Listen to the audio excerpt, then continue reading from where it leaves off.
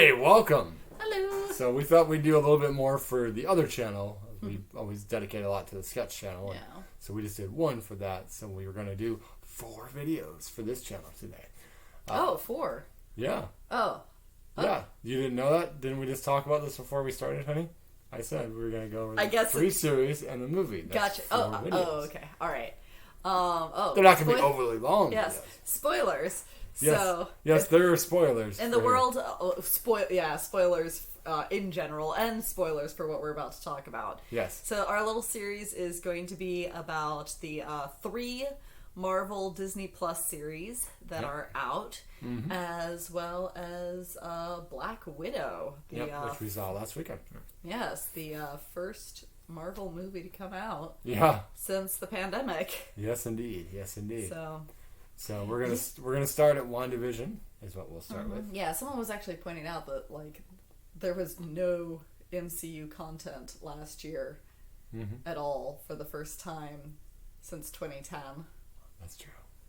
That is true. 10 years, yeah. So yeah, but yeah, back obviously, in the saddle. If you haven't seen these shows or this movie, then you should just click away and come back after you have. It is very spoiled. These will be very. We'll be talking spoilery things and stuff, and basically we're just gonna kind of give overall plot points, whatever, and things we liked, things we maybe didn't like, or whatever the case. So, all right. So we'll start with WandaVision, which was the first Disney Plus streaming show. Came out in what was it? February, March, something like that. Something like that. Yeah. Somewhere along those lines. And then we got fucking Winter Soldier after that, and then we got Loki, and then we got Black Widow will be the last thing we talk about. So, anyway, I thought some of the good. I enjoyed the kind of lead up stuff with all the sitcom. Sort of parody sitcoms. Obviously, it was kind of confusing the first couple episodes because it's really short. It was like, oh, where's this going? You know. But I think a lot of people tuning in and was like, I don't get it. Why isn't it doing anything? It's called being patient, guys. It's how a story develops. But no, I really like the nods to the old 50s sitcoms and the Family Ties-esque 80s, Yeah. Each episode is a decade for sitcoms. But you can kind of see some elements of some sinisterness throughout each one. Yeah, it builds. Yeah. And I liked that. And then eventually we get, of course, to the big reveal that it was Agatha all along. Agatha all along. I love that. I killed Sparky, too. And I killed little Sparky, too. Which actually, they both got nominated for Emmys for that, so that's pretty cool.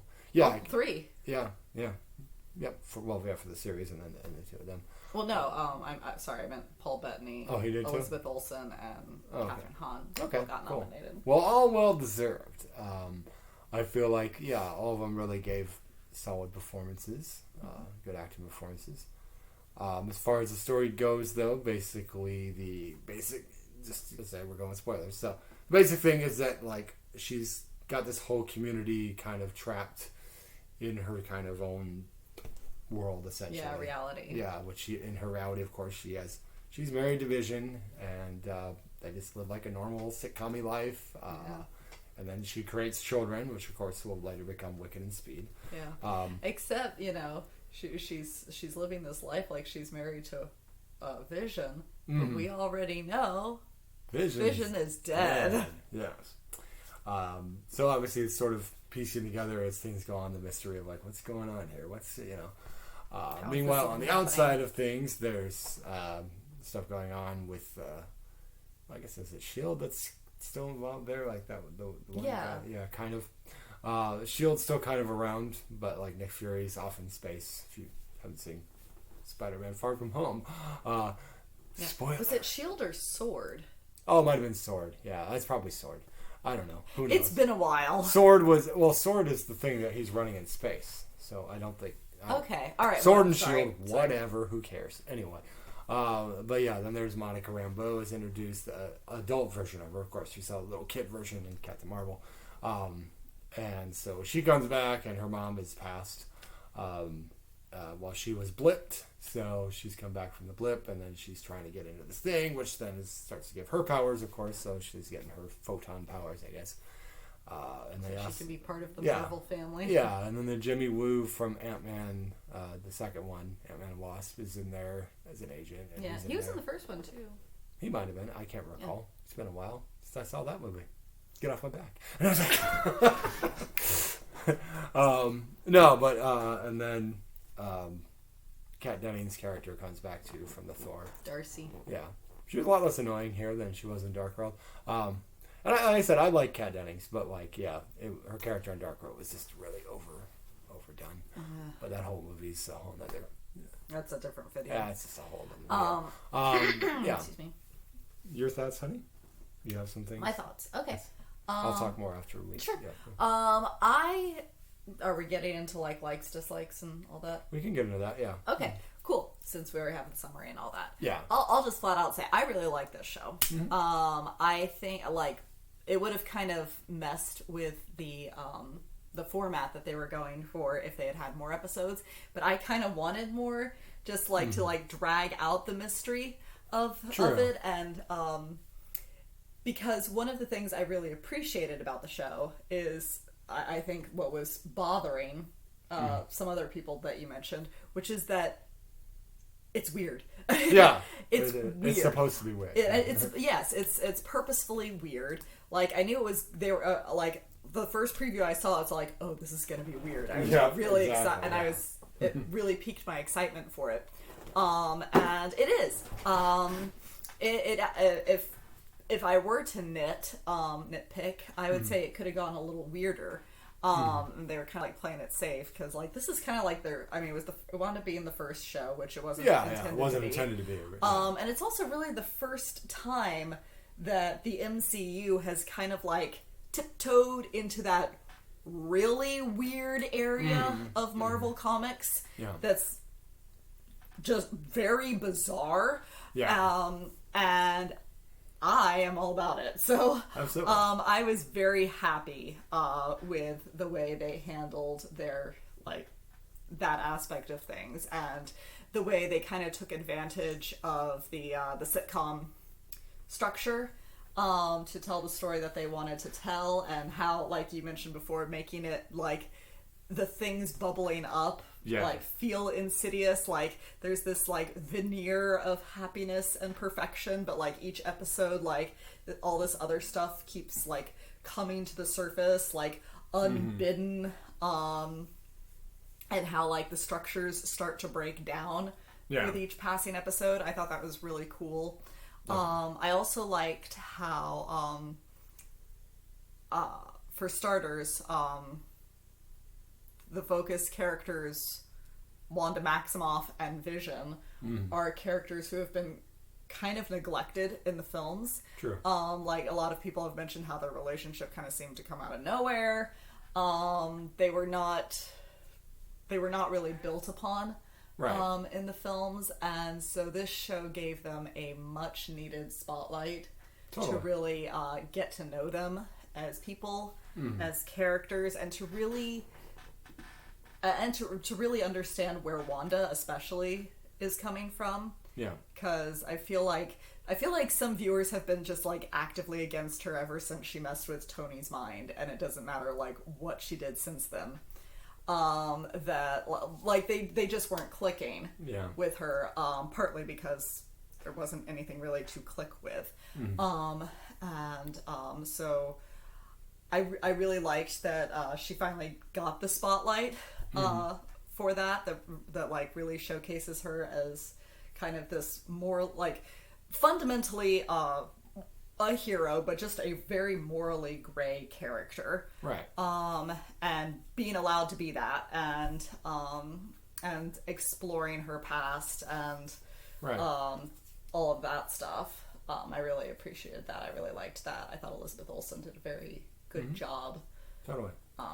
I also think that they, in addition to the weird, I think that they've also kind of delved into some of the emotional trauma of between her childhood and losing Quicksilver and then the Vision thing. Exactly. So kind of just that would definitely mess with somebody's mind. A lot of PTSD type of stuff. Exactly. And someone who has powers, Yeah, it exhibits itself in a just kind of destructively powerful way. Yeah. And it's that's why I also really liked the sitcom aspect of it, even though it kind of starts off with like this whole idea of where are they going with this. Yeah. Again, something I personally liked about it.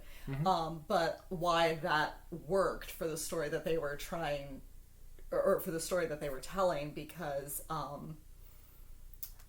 like as you mentioned before, like that whole trauma and stuff, and like this whole idea of her like trying to mask it with like the one aspect of her childhood that she had like kind of latched onto that was good, right? And trying to use that to like kind of like put a band-aid on a horrific wound, and it's not doing the job, and so the structure of that really worked and really highlighted like the emotional punches that get pulled in later episodes. Was there anything that you didn't like about it? I think I already mentioned, really, was the fact I wanted more weird. That's fine. But overall, I really liked it. I love that we finally got her as Scarlet Witch. That was cool. I loved that we finally got her in her outfit. Definitely. I love that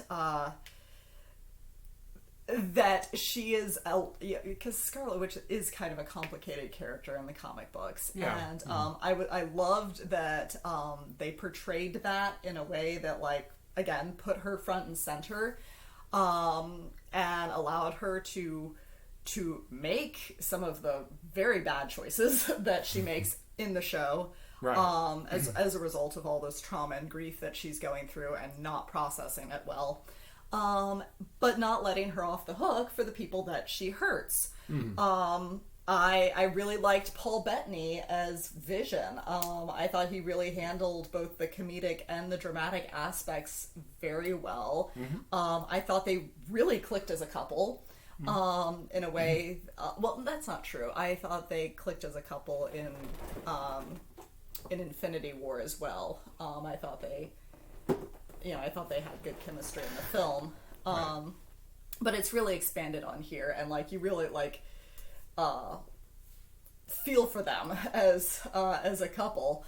I loved Catherine Hahn as Agatha Harkness. I'm very pleased to hear that she's going to be coming back to the MCU, because like she's one of those like villains where it's all like, you see her like in the comic books, it's all like, oh, you are a Silver Age villain through and through. Right. How is this going to be tackled at all? And apparently the answer is embrace the campiness. Pretty much. And there's nothing wrong with that. I think a lot of times people just seem like sometimes they're never happy. So it's like, oh, it's too campy, or it's too weird, or it's too serious, or it's not, or I don't know. It's like people sometimes just want to complain, or they just have something against the MCU or whatever. Yeah, and it's like, even though she's campy, she's still powerful. Like, she still feels like a threat, because she's also like constantly like poking around in Wanda's head and like doing all these emotional manipulations to try to access her power. I also really like the girl who played Monica Rambo. I'm excited to see more of her as well. Sure. Overall, I really liked the show. And my nits for it are very small. I also like how cohesive it was, even though, again, I wanted it to be longer, because I wanted it to marinate a little bit in sort of that confusion.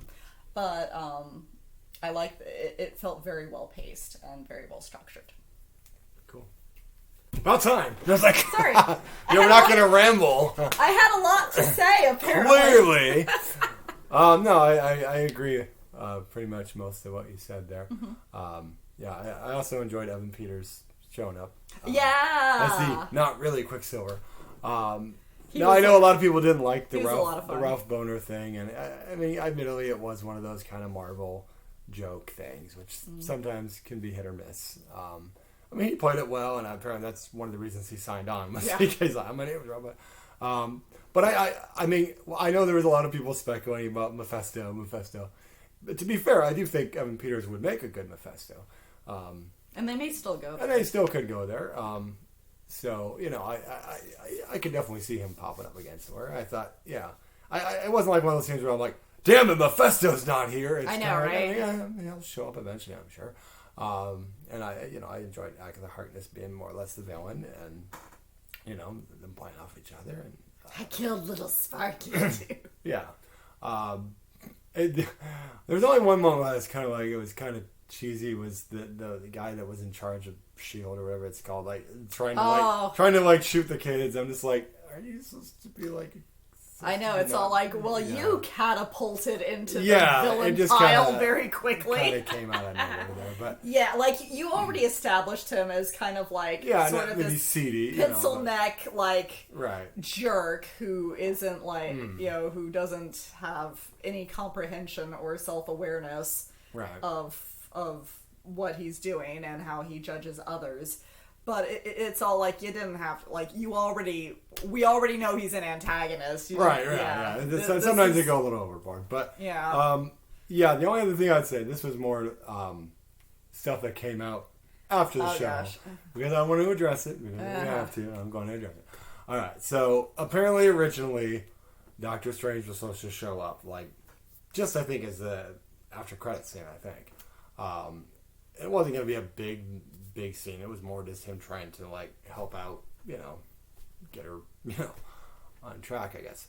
And they decided not to use him, and I don't really have a problem with it. I don't think it, it's not about overshadowing her. It's, but it's more just the statement of just like, well, we don't want some white man telling her what to. It's like, why do you need to go there? Why make a stupid statement? Because it's the problem right now, and I get it. You're making things more diverse. That's fine. But, like, when you go with statements like that, all you're doing is pissing people off. And that's not what you want to do when you want to have paying fans come see your movie. Yeah. Like, so and stupid it's statements not even, like that. Just really, it's not even, like, a necessary thing. Like, yeah. Doctor Strange is not missed in this show. No, you don't need Doctor Strange there. In fact, the ending, well enough it sets things up very well for his movie. Mm-hmm. I think the ending is stronger without him because, like, she's exploring this on her own, and she's going through that book that's already been established that the more you read it, the more evil you become. Right. So the fact that, again, she's kind of, like, playing with things that could, like, really screw her up in the future. I feel like that's a stronger ending and more of a stronger segue into the Doctor Strange movie that she's going to be in. Yeah, exactly. So yeah, it's just like it's one of those soundbite quotes that really doesn't mean anything. It doesn't, but it's except to like just like catch people's attention and raise ire, and it's just like why are you saying that? I know exactly. Well, that's what I'm saying. Though. Yeah, honey, I know. All I'm trying to say is it's just like. You could just say, we decided not to use him. What's wrong with that? And it's just, because like I said, I don't know. We didn't want her being overshadowed on her own show. That's all you had to say. Yeah. That's fine. But it's specifically, it's kind of like one of those things, like, I gotta mention that he's a white guy, the white guy, it's just stupid. It's a stupid statement that's just gonna piss people off. And it's just, don't say those stupid things. That's kind of. Let me just wrap up here. Okay. Calm down. I'm calm. I know you're sitting there like. I am calm. All right, just making a point. Anyway, I'm just saying that you start making statements like that, you start making things like that, and you're going to end up exactly how the Star Wars sequels end up, because all you did was sit there and insult fans, and regardless of them being assholes, some of them were assholes, of course, but like at the same time. You also insulted real fans, too, who weren't like that, weren't bullying people, or weren't doing just people who wanted a good story.